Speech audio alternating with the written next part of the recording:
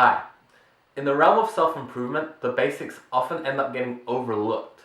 We tend to think that they're just too simple and obvious and that we can just skip over them, or that they won't be able to get us where we want to go, so there's no point in doing them, and we end up looking for a more advanced technique that can get us there quicker. I've been guilty of this in the past myself, but it's gotten me nowhere. The problem is that without the basics in place already, the more advanced techniques have nothing to build off of or to support their implementation. The basics are considered the basics for a reason. We need them first.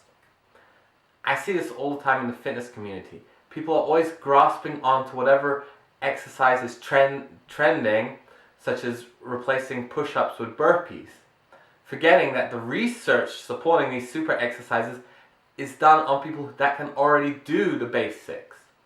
So you can't just jump in the deep end and expect to come out unharmed. It happens with nutrition too. You see people eating acai berries or whatever the latest superfood is by the pound, but they're still guzzling down gallons of soda and wondering why they're not seeing any improvements. It just doesn't work that way. This popular approach to your health of skipping ahead is so backwards that if you change the context, it becomes utterly ridiculous. Imagine building a house. The basics is the wall and the floor. But if you skip over that stage and go straight to the lighting, it's not going to work because you have nowhere to install it. It's the same as if a car didn't have any engine or wheels. It might have the best sound system around, but it's not going to go anywhere. So the only reason why we skip the basics that has some truth to it is that they're not going to be able to take us all the way to where we want to go. But that doesn't mean they're not needed. The same way you need to put up the walls first, you need to get the basic movement patterns and nutritional changes down first before moving on. They serve as foundational first steps.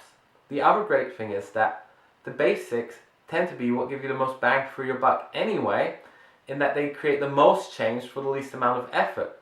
This is the very reason why most of the basics became considered part of the basics anyway. They may seem very simple, but they have the potential for massive change. I have another video explaining the math behind this, which I'll link to at the end of the video. So eventually you will need more advanced techniques, but these advanced techniques cannot stand on their own. True success always starts with the basics. So if you like this video, please give me a thumbs up, share it to someone who keeps overlooking the basics, and hit subscribe so you never miss one of my future videos, and I'll see you next time.